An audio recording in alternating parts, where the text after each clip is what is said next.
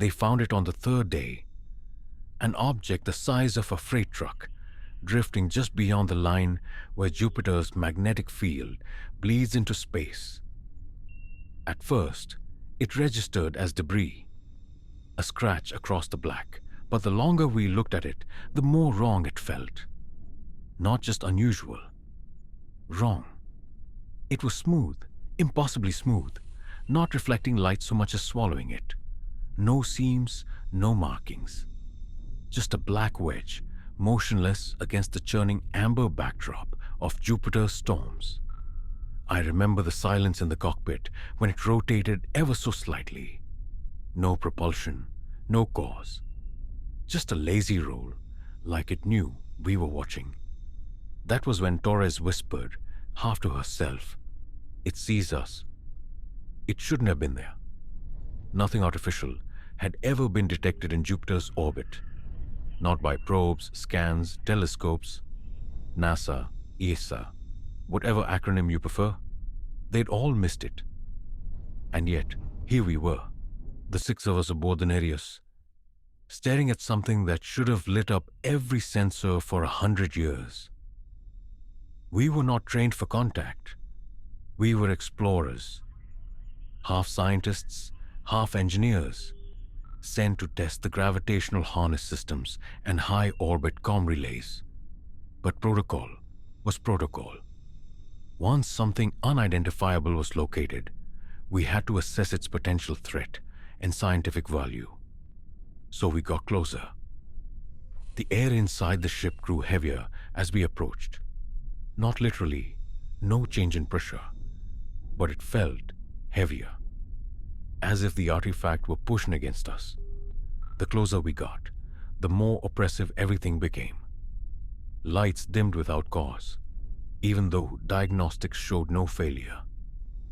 The ship's AI, Mara, began reporting system inconsistencies, overlapping sensor data, flickering power relays that weren't flickering, proximity alerts even though nothing was near.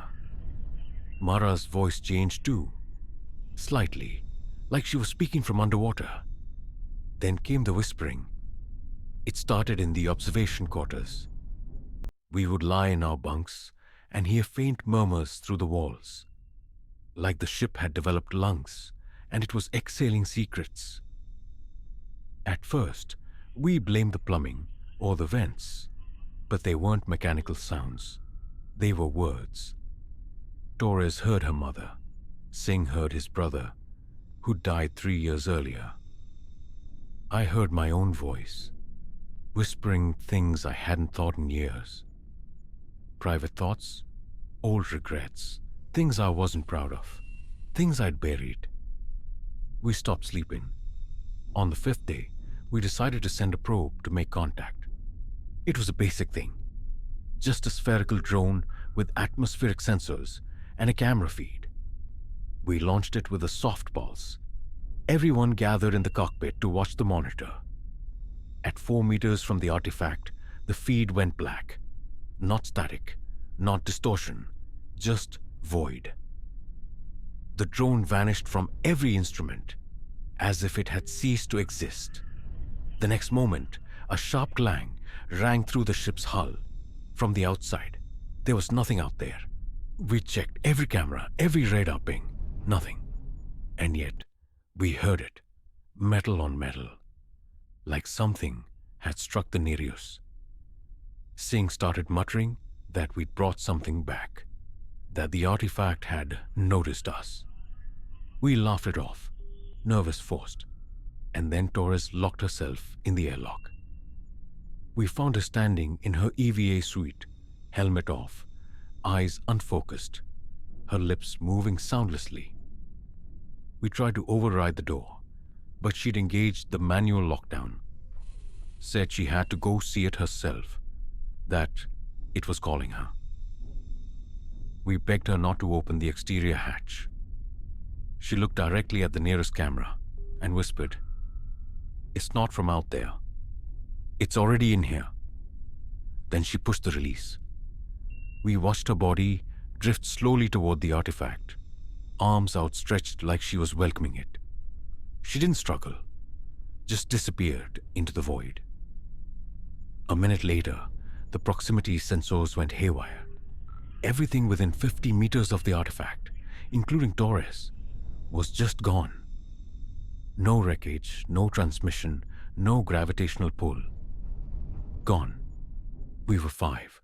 Singh became obsessed with the artifact. Said we had to know what it was, that Earth depended on our understanding of it.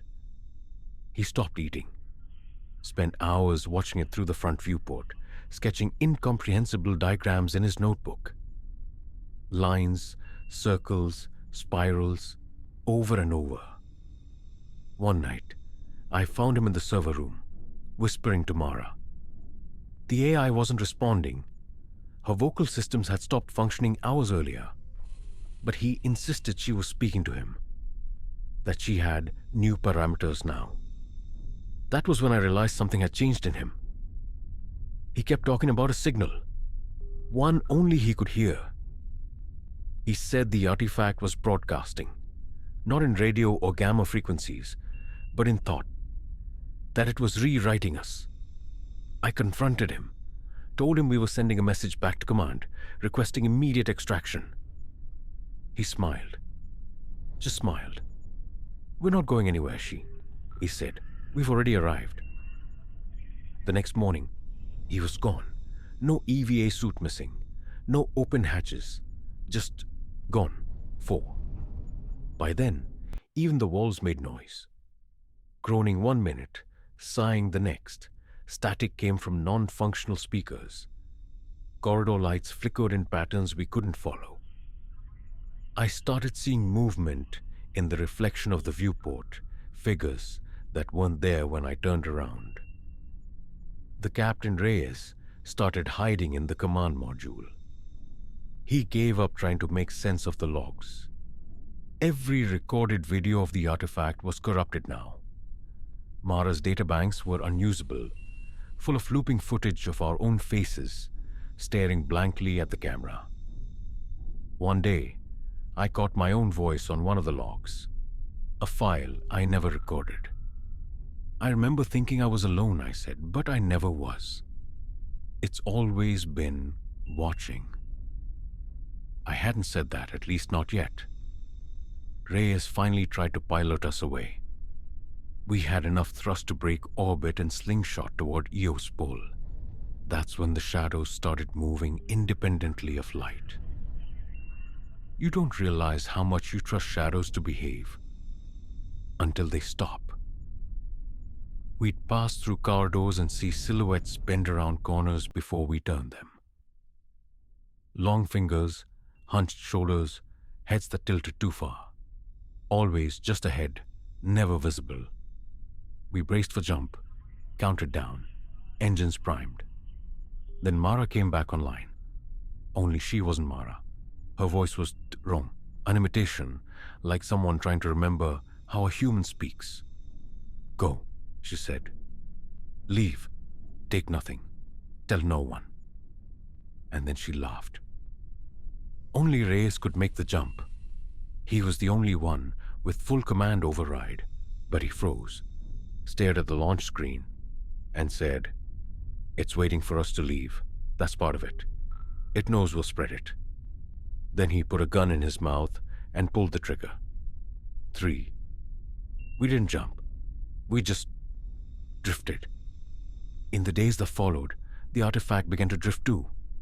It rotated slowly, facing us, and though it had no features, no openings, no eyes, we all felt it looking.